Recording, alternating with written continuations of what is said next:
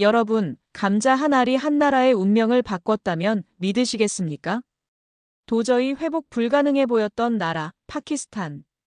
물가 상승률 40%, IMF의 구제금융을 요청했고 식량 시스템은 치명적으로 무너지고 있었습니다. 전 세계는 서서히 이 땅을 포기하기 시작했죠. 더는 방법이 없다. 이건 기술의 문제가 아니라 운명의 실패다. 그 누구도 손을 내밀지 않았던 바로 그때. 단 한 나라, 한국만이 조용히 움직였습니다.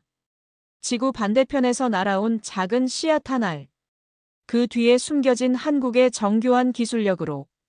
마침내 그 메마른 대지 위에 기적이 피어났습니다. 아무도 기대하지 않았던 그 시작이 두 나라의 운명을 송두리째 바꿔놓았습니다. 과연 그 땅에서 무슨 일이 벌어졌던 걸까요? 지금부터 그 놀라운 이야기 시작됩니다. 그 전에 대한민국을 자랑스럽게 생각하신다면 좋아요와 구독 한 번씩 부탁드립니다. 그럼 시작하겠습니다. 안녕하세요. 저는 샬롯 에반스라고 합니다. 국제식량기구에서 기술정책관을 맡고 있습니다. 2024년 3월 저에게 특별한 임무가 주어졌죠. 바로 파키스탄의 한국기술협력 사업을 평가하는 일이었어요. 솔직히 말하면 처음엔 회의적이었습니다. 작은 아시아 국가의 기술이 과연 파키스탄의 거대한 식량 문제를 해결할 수 있을까 싶었거든요. IMF 긴급 지원 이후 파키스탄은 완전히 달라졌어요. 경제 위기로 인해 식량 자립이 국가 최우선 과제로 떠올랐거든요. 그 중심에 한국의 코피아 프로그램이 있었습니다. 해외 농업 기술 개발 사업이라고 부르는 이 프로젝트는 한국농촌진흥청이 주도하고 있었어요. 이슬람아바드 공항에 내린 순간부터 뭔가 다르다는 걸 느꼈습니다. 코피아 기술 고문 김철수 박사가 저를 맞이했는데 그의 눈빛에서 확신이 보였어요. 샬롯 박사님, 직접 보시면 정말 놀라실 겁니다. 한국 기술의 힘을 확인하게 될 거예요 라고 하더군요. 자신감이 넘쳤습니다.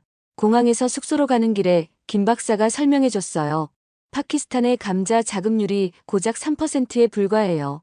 하지만 우리 기술로 30%까지 끌어올릴 수 있습니다 라고 했죠. 정말 대담한 목표였어요. 하지만 그의 말투에서 근거 없는 자신감이 아니라는 걸 느낄 수 있었습니다. 첫 방문지는 이슬람아바드 외곽 1만 평 규모의 시감자 생산단지였어요. 차로 1시간 거리에 있는 이곳은 그야말로 기술의 집약체였습니다. 입구에서부터 압도당했어요. 깔끔하게 정리된 수경재배 시설부터 최첨단 바이러스 무병관리 시스템까지 한국이 자랑하는 모든 농업기술이 집결되어 있었거든요. 이 시설에서 연간 165톤의 시감자를 생산합니다라고 김 박사가 자랑스럽게 설명했어요. 숫자를 듣는 순간 깜짝 놀랐습니다. 기존 파키스탄 감자 생산량의 6배에 달하는 수치였거든요. 어떻게 이런 수율이 가능한가요? 라고 제가 물었더니 한국의 수경재배 기술과 무병묘 생산 시스템의 결합입니다라고 답하더군요. 시설을 둘러보는 동안 정말 감탄했어요. 온도와 습도가 정밀하게 조절되는 재배실, 바이러스를 완전히 차단하는 무균 시설, 그리고 자동화된 관수 시스템까지 모든 것이 과학적으로 설계되어 있었습니다. 이 기술들이 모두 한국에서 개발된 건가요? 라고 물었더니 네, 우리나라 농업기술연구원에서 20년간 축적한 노하우입니다 라고 김 박사가 말했어요. 파키스탄 농업부 실무진들이 우리를 안내하면서 계속 설명했습니다. 한국 기술 정말 대단해요. 우리도 처음엔 믿지 못했는데 직접 보니까 확신이 들어요 라고 하더군요.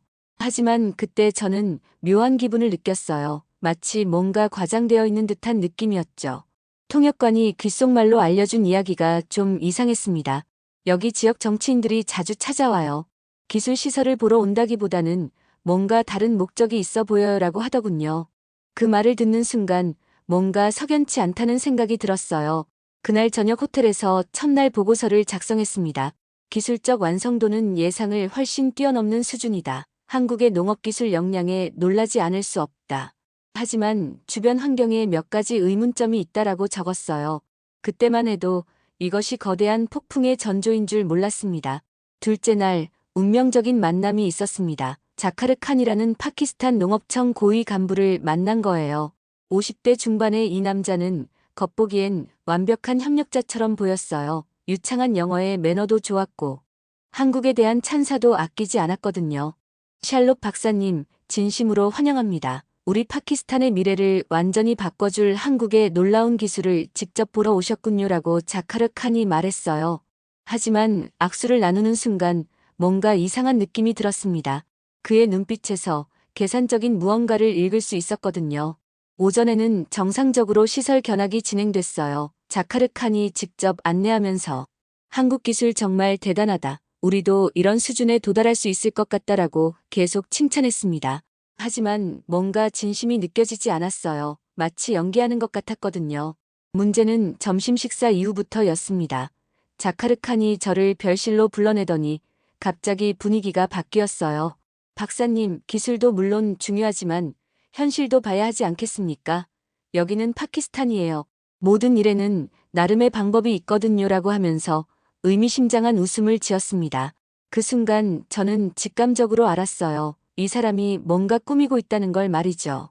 무슨 뜻인지 구체적으로 말씀해 주시겠어요? 라고 제가 물었더니 별건 아니에요. 그냥 서로 이해하면서 일해야 한다는 뜻입니다. 라고 애매하게 둘러댔어요. 며칠간 은밀히 조사해보니 충격적인 사실을 발견했습니다. 자카르 칸이 내부 지원 예산을 체계적으로 빼돌리고 있었던 거예요. 코피아에서 지원한 비료와 농기계들이 제대로 농가에 전달되지 않고 있었어요. 대신 자카르 칸의 친인척들이 운영하는 유통업체로 흘러들어가고 있었습니다. 우리 창고에 한국에서 온 비료가 쌓여 있어요. 하지만 농민들한테는 절반 가격으로 팔고 있어요. 라고 한 직원이 익명으로 제보했어요. 이건 명백한 부패였죠. 한국의 순수한 기술 지원을 개인 이익을 위해 악용하고 있었던 거예요. 더 충격적인 건 자카르 칸의 태도 변화였습니다. 샬롯 박사님, 너무 깊이 파지 마세요. 여기서 계속 일하고 싶으시면 말이에요라고 은근히 협박했어요. 시감자가 기술입니까? 사람 사정이 먼저죠. 여기서 성공하려면 우리 방식을 따라야 해요라고 하더군요. 김철수 박사에게 이 상황을 알렸을 때 그의 반응이 인상적이었어요.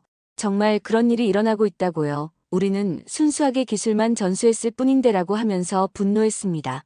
이런 식으로 되면 한국 기술의 가치가 완전히 왜곡될 수 있어요라고 걱정하더군요.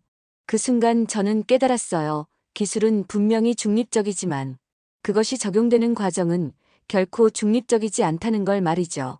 아무리 뛰어난 한국의 농업기술이라도 부패한 시스템 속에서는 제대로 작동할 수 없었어요. 오히려 부패의 도구로 악용당할 위험이 있었습니다. 자카르 칸의 마지막 경고가 소름 끼쳤어요. 박사님, 우리도 국제적인 평가를 받아야 하는 입장이에요. 서로에게 도움이 되는 방향으로 보고서를 써주시면 좋겠네요. 라고 하더군요. 이건 명백한 회유이자 협박이었습니다. 셋째 날부터 저는 본격적인 기술 시스템 점검에 들어갔습니다. 자카르 칸의 부패 의혹 때문에 더욱 철저하게 검토해야 했거든요. 수경재배 시스템부터 바이러스 무병 관리, 저장 설비까지 하나하나 꼼꼼히 살펴봤어요. 기술적으로는 정말 완벽했습니다. 한국의 농업기술 수준에 다시 한번 감탄하지 않을 수 없었어요. 무병묘 생산실에서 김철수 박사가 자세히 설명해줬습니다. 이 시설에서는 바이러스가 완전히 제거된 시감자만 생산해요. 기존 방식과 비교하면 병의 발생률이 95% 감소했습니다라고 하더군요. 실제로 현미경으로 확인해보니 놀라웠어요. 건강한 조직만 남아있었거든요. 하지만 현장에서 농가들을 직접 인터뷰하면서 이상한 점들을 발견하기 시작했습니다. 한국에서 온 비료를 받기로 했는데 절반밖에 안 왔어요 라고. 첫 번째 농부가 말했어요. 장비도 고장났는데 수리비를 따로 내라고 하더군요. 무료 지원이라고 했는데 말이에요라고 두 번째 농부가 불평했습니다. 세 번째 농부의 증언이 더 충격적이었어요. 시감자는 정말 좋아요. 수확량이 엄청 늘었거든요. 하지만 판매할 때 중간 유통업체가 너무 많이 떼어가요. 결국 우리 손에 남는 돈은 별로 없어요라고 하더군요. 뭔가 시스템적인 문제가 있다는 확신이 들었습니다.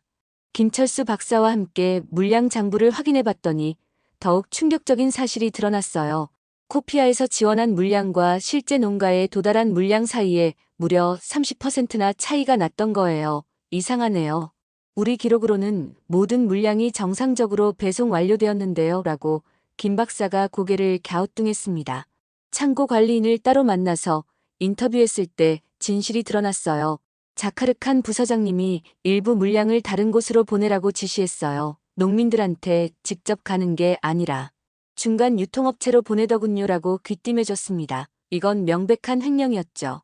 2023년 기준 감자 자급률 3%에서 30%로 끌어올린다는 야심찬 목표가 과연 달성 가능할까 점점 의심이 들었어요. 기술은 완벽하게 준비되어 있는데 중간 유통 시스템이 완전히 발목을 잡고 있었거든요. 하지만 코피아 측에서는 데이터를 들이대며 강력히 반박했습니다. 수확량 6배 증가는 확실히 검증되었어요. 165톤 생산 목표도 달성했고 농가별 수익 증가 데이터도 있습니다라고 김 박사가 자료를 보여줬어요. 실제로 기술 시연 영상도 인상적이었습니다. 그때 저는 핵심을 깨달았어요. 성과는 분명히 존재한다는 걸 말이죠. 문제는 기술 자체가 아니라 배급 구조였던 거예요. 한국의 기술은 완벽했지만 그것을 현지에 적용하는 과정에서 부패가 체계적으로 개입하고 있었어요. 밤늦게까지 데이터를 교차 분석했습니다. 생산량은 확실히 늘었지만 실제 농가 소득은 예상만큼 증가하지 않았어요. 중간 유통 과정에서 누군가 부당한 이익을 챙기고 있었던 거죠. 자카르칸과 그의 네트워크가 한국 기술의 성과를 가로채고 있었던 겁니다. 한국 기술 자체는 세계 최고 수준이에요. 하지만 현지 적용 과정에서 시스템적 왜곡이 발생하고 있습니다라고 그날 밤 임시 보고서에 적었어요. 이 문제를 해결하지 않으면 아무리 좋은 기술도 무용지물이 될 거라는 확신이 들었습니다. 넷째 날 아침 6시 호텔 로비에서 난리가 났어요. 제가 작성한 내부 리스크 보고서 초안이 현지 언론에 유출된 거였습니다. 아직 완성도 되지 않은 임시 문서였는데 말이죠. 누군가 의도적으로 흘린 게 분명했어요. 현지 최대 일간지 일면에 한국 시감자 프로젝트 실패 위기. 국제 전문가 심각한 우려 표명이라는 자극적인 제목이 크게 실렸습니다. 저는 그런 결론을 내린 적이 전혀 없었는데도 말이에요. 명백히 누군가 제 보고서를 악의적으로 왜곡해서 언론에 흘린 거였어요. 김철수 박사가 황급히 제 방으로 달려왔어요. 박사님, 이게 도대체 뭔 일입니까? 신문에서는 우리 프로젝트가 완전 실패했다고 나오는데요 라고 하면서 당황해했습니다. 저도 마찬가지로 어리둥절했어요. 누가 어떻게 제 보고서를 훔쳐본 건지 알 수 없었거든요. 그런데 점심시간에 자카르칸이 언론 인터뷰에 나서는 모습을 봤을 때 모든 게 명확해졌어요. 처음부터 의심스러웠습니다. 역시 외국 기술은 우리 파키스탄 실정에 맞지 않았어요. 국제 전문가도 같은 결론을 내렸지 않습니까? 라고 뻔뻔하게 말하더군요. 정말 치가 떨렸습니다. 자신이 횡령한 건 완전히 숨기고 한국 기술만 탓하고 있었거든요.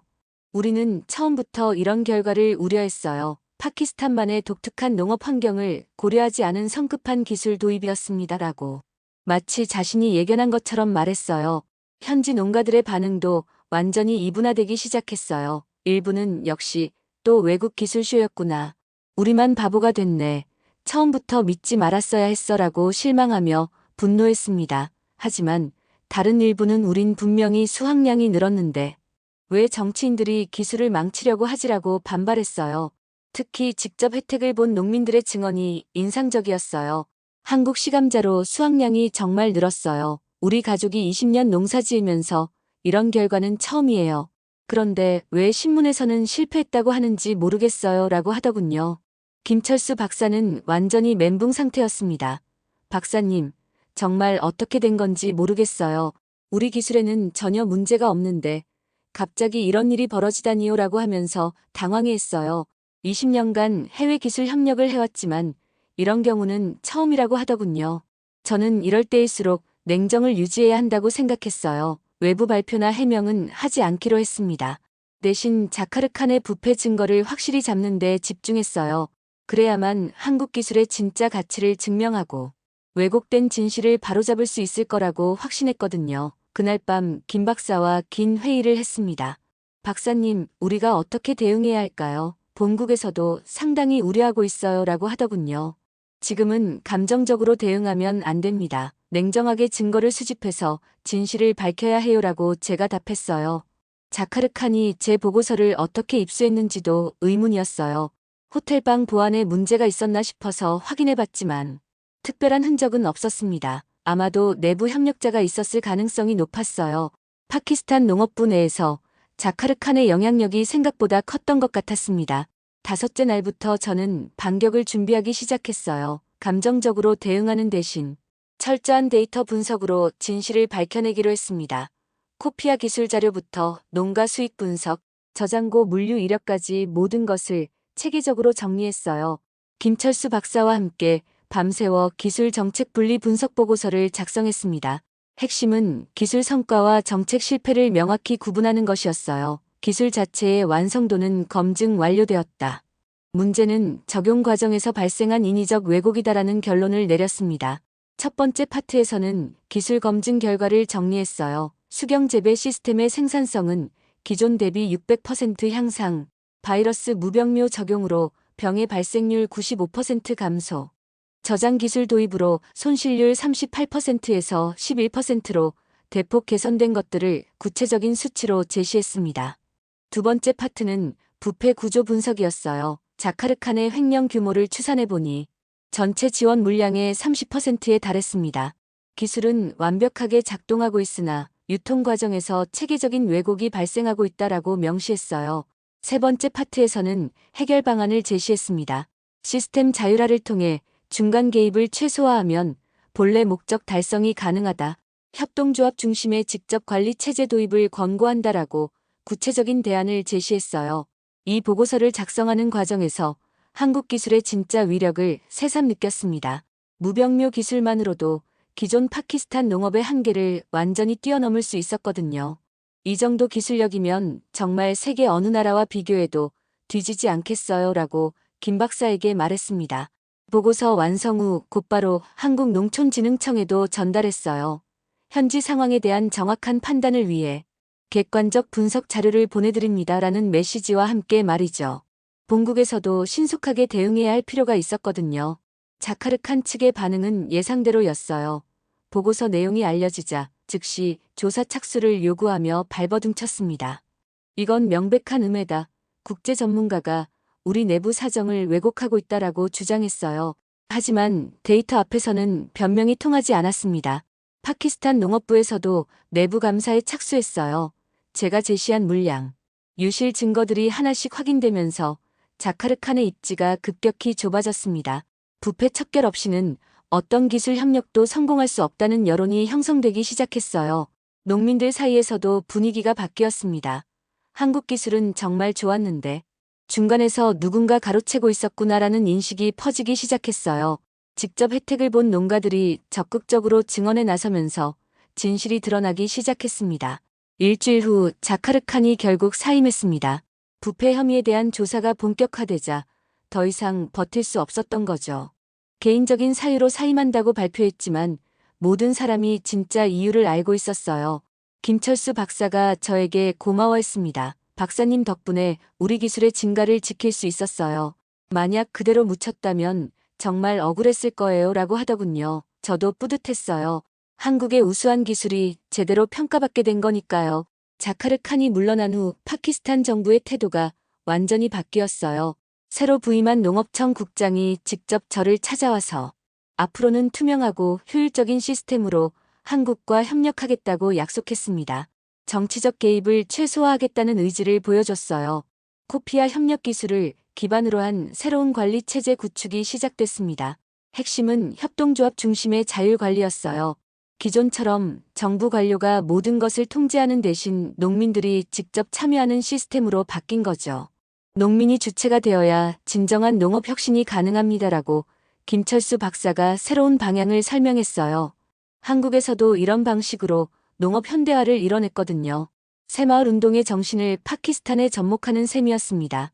협동조합 설립 과정에서 농민들의 열정이 대단했어요. 이제야 우리가 진짜 주인이 된 기분이에요. 중간에서 가로채는 사람 없이 직접 혜택을 볼 수 있겠어요 라고 한 농민이 말했습니다. 이런 반응을 보니 정말 올바른 방향으로 가고 있다는 확신이 들었어요. 코피아에서는 이를 지원하기 위해 5년간 500만 달러 공동 투자 계약을 체결했습니다. 단순한 기술 전수가 아니라 지속 가능한 시스템 구축에 투자하는 거였어요. 일회성 지원이 아니라 장기적 파트너십을 구축하겠다는 한국 정부의 의지를 보여준 결정이었습니다. 새로운 물류 시스템도 혁신적이었어요. 기존 비료나 장비, 배송은 마을 단위 회계 관리 시스템으로 완전히 바뀌었습니다. 모든 거래가 투명하게 기록되고 농민들이 직접 확인할 수 있게 된 거죠. 블록체인 기술까지 도입해서 조작이 불가능하게 만들었어요.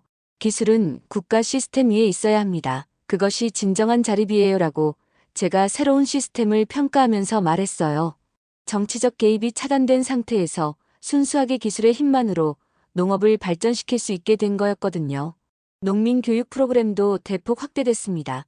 한국에서 농업 전문가들이 직접 와서 수경재배 기술, 무병묘 관리법, 저장 기술 등을 체계적으로 가르쳤어요. 기술을 전수받는 것만으로는 부족해요. 원리를 이해하고 스스로 발전시킬 수 있어야 합니다라고 교육 방향을 설정했습니다. 6개월 후 첫 번째 성과가 나타나기 시작했어요. 협동조합을 통한 직접 관리 체제에서 물량 유실률이 거의 제로에 가까워졌습니다. 이제야 한국에서 보내준 지원이 100% 농민들에게 전달되고 있어요 라고 새 농업청 국장이 보고했어요. 농민들의 소득도 눈에 띄게 증가했습니다. 중간 착취가 사라지니까 같은 생산량으로도 수익이 2배 이상 늘어났어요. 한국 기술의 진짜 위력을 이제야 제대로 느끼고 있습니다 라고 협동조합 대표가 감사 인사를 전했습니다. 김철수 박사도 만족해했어요. 이제야 우리가 원하던 진정한 기술 협력이 시작된 것 같아요. 정치적 개입 없이 순수하게 농업 발전만을 위해 일할 수 있게 됐거든요 라고 하더군요. 20년 해외 협력 경험 중 가장 보람 있는 사례라고 평가했습니다. 2차 수확 시기가 되자 놀라운 변화를 확인할 수 있었어요. 새로운 시스템이 도입된 지 1년 만에 감자 저장 손실률이 기존 38%에서 11%로 대폭 떨어진 거였습니다. 한국의 저장 기술이 제대로 적용된 결과였어요. 더 놀라운 건 농민들의 변화였습니다. 이제는 우리가 직접 기술을 개선하고 있어요. 한국에서 배운 원리를 바탕으로 현지에 맞게 응용하고 있거든요 라고 협동조합 기술 담당자가 말했어요. 단순한 기술 전수를 넘어서 자체 혁신 능력을 갖추게 된 거죠. 2025년 기준 감자 자급률이 12%까지 도달했습니다. 목표였던 30%까지는 아직 멀었지만 꾸준한 상승 추세를 보이고 있었어요. 2028년까지 30% 달성은 충분히 가능해 보입니다 라고 파키스탄 농업부에서 공식 발표했어요. 한국 기술이 파키스탄 정부의 국책기술로 지정되는 쾌거도 있었습니다. 코피아 모델을 다른 작물에도 확대 적용하겠다고 파키스탄 총리가 직접 발표했어요. 감자에서 시작된 한국 농업 기술이 파키스탄 농업 전반으로 확산되는 전환점이었습니다. 국제사회의 평가도 달라졌어요. 한국의 농업기술 협력 모델이 새로운 표준이 되고 있다고 유엔 식량농업기구에서 평가했습니다. 단순한 기술 전수가 아니라 지속 가능한 시스템 구축까지 포함한 종합적 접근법이 인정받은 거였어요. 저는 IFDP 내부 평가회의에서 이렇게 보고했습니다. 코피아는 기술만 전수한 게 아니라 운영 철학을 남겼다. 투명성과 농민 중심의 가치가 기술보다 더 중요한 성공 요인이었다라고 말이에요. 현지 언론의 보도 태도도 완전히 바뀌었어요. 1년 전 한국 기술 실패라고 대서특필했던 그 신문에서 한국 모델, 파키스탄 농업 혁신의 열쇠라는 제목으로 특집 기사를 냈습니다. 진실은 결국 드러나게 되어 있었어요. 농민들의 증언이 가장 감동적이었어요. 한국 친구들이 우리에게 준 건 시감자가 아니라 희망이었어요. 우리도 할 수 있다는 자신감을 갖게 해줬거든요 라고 한 농민이 말했습니다. 기술을 넘어선 정신적 변화가 일어난 거였죠. 김철수 박사와 마지막 회의를 할 때 그가 한 말이 인상적이었어요. 처음엔 기술만 잘 전수하면 된다고 생각했는데 가장 중요한 건 사람과 시스템이었네요. 앞으로는 이런 접근법으로 다른 나라 협력도 진행해야겠어요 라고 하더군요. 협동조합에서 주최한 감사 만찬에서 농민들이 직접 재배한 감자로 만든 요리를 대접받았어요. 이 감자 한 알 한 알이 한국과 파키스탄 우정의 결실입니다 라고 협동조합 대표가 말했습니다. 정말 뭉클했어요. 파키스탄을 떠나는 날 공항에서 김 박사가 박사님 덕분에 진짜 의미 있는 협력을 할 수 있었어요. 라고 인사했습니다. 저도 한국 기술의 우수성을 확인할 수 있어서 영광이었어요. 라고 답했어요. 정말 보람 있는 경험이었습니다. 런던으로 돌아온 후 저는 이번 경험을 종합한 최종 보고서를 작성하기 시작했어요. 단순한 프로젝트 평가를 넘어서 기술과 정치, 그리고 인간에 대한 깊은 성찰이 담긴 문서가 되어야 했습니다. 파일명을 K-포테이토 파이널 V8로 정했어요. 무려 8번이나 수정을 거듭한 끝에 완성된 보고서였거든요. 매번 수정할 때마다 한국 기술의 가치와 파키스탄 농민들의 변화가 더 명확하게 드러났습니다. 보고서 첫 장에는 이렇게 적었어요. 이 프로젝트는 기술 협력을 넘어선 가치 전수의 사례다. 한국이 전해준 것은 시감자가 아니라 자립의 정신이었다라고 말이죠. 단순한 물질적 지원이 아닌 정신적 변화의 중요성을 강조했습니다. 기술적 성과도 구체적으로 정리했어요. 생산량 6배 증가, 병의 발생률 95% 감소, 저장 손실률 27% 개선 등 객관적 수치들을 나열했습니다. 한국 농업기술의 세계적 경쟁력을 재확인했다고 평가했어요. 하지만 더 중요한 건 시스템 변화였습니다. 기술의 성공은 제도의 뒷받침 없이는 불가능하다. 투명성과 농민 참여가 보장되어야 진정한 농업 혁신이 가능하다라고 핵심 교훈을 정리했어요. 자카르칸 사건에 대해서도 객관적으로 서술했습니다. 부패는 어떤 우수한 기술도 무력화시킬 수 있다. 하지만 올바른 시스템과 강한 의지가 있으면 극복 가능하다라고 분석했어요. 개인을 비난하기보다는 구조적 문제에 초점을 맞췄습니다. 파키스탄 농민들의 변화상도 자세히 기록했어요. 수동적 수혜자에서 능동적 혁신 주체로 전환된 것이 가장 큰 성과다. 이것은 한국의 새마을 운동 정신이 현지에 성공적으로 이식된 결과라고 평가했습니다. 미래 전망에 대해서는 낙관적으로 전망했어요. 2028년 자급률 30% 목표는 충분히 달성 가능하다. 더 나아가 파키스탄이 농업기술 허브로 발전할 가능성도 있다고 적었습니다. 다른 국가로의 확산 가능성도 언급했어요. 코피아 모델은 아시아뿐만 아니라 아프리카, 남미 지역에도 적용 가능하다. 한국이 농업기술 협력 분야에서 글로벌 리더로 부상할 수 있는 기반이 마련됐다고 전망했습니다. 보고서 마지막 장에는 개인적 소감을 적었어요. 이 프로젝트를 통해 기술의 진정한 의미를 깨달았다. 기술은 단순한 도구가 아니라 희망을 전하는 매개체다라고 적었습니다. 그리고 마지막 줄에 이렇게 적었어요. 기술은 정치를 못 이기지만 시스템은 무너뜨릴 수 있다. 이번 경험을 통해 얻은 가장 중요한 교훈이었습니다. 보고서를 완성하고 나서 파키스탄 협동조합에서 보내온 영상을 봤어요. 농민들이 회의하는 장면이었는데 배경에 서포티드 바이 코피아, 파워드 바이 파머즈라는 문구가 보였습니다. 정말 완벽한 마무리였어요. 한국의 기술과 파키스탄 농민의 의지가 만나 만들어낸 아름다운 결실이었습니다. 지금까지 감동의 수다였습니다. 오늘도 긴 시간 함께 해주셔서 진심으로 감사드립니다. 더 좋은 이야기로 다시 찾아뵐 수 있도록 마지막으로 1초밖에 걸리지 않는 구독과 좋아요, 알림 설정은 영상 제작에 큰 힘이 됩니다. 오늘도 건강한 하루 보내세요. 감사합니다.